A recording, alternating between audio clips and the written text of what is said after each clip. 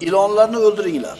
Kimki ikki chiziqli va dumi kalta ilonni topganda uni o'ldirmasa, bizdan emas.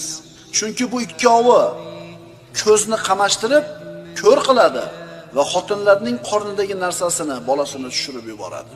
Ikkita ilon aytildi. Dumi kalta, dumsizga o'xshaydi va kuragida belida ikkita chizig'i bor, bu ko'zni nurini ketkazadi, ko'zni ko'r qilishiga sabab bo'ladi. Ikkinchisi nima deyildi? Homilani tushishiga sabab bo'ladi. Bilamidi shu narsani? Rasululloh xabar bermasa, xabar bermasa, qo'y jonivorga rahm shafqat qilib o'tkazib olishlik mumkin bo'ladi. Akalar, bu shariat. Shariat aytayapti, bu odamga zarar qiladigan zarar ko'randa falon ishlari bor. Shuning uchun qatl qilinglar. Kim o'ldirmasa bizdan emas deyapti. Biz musulmonlarga aytayapmiz bu gapni.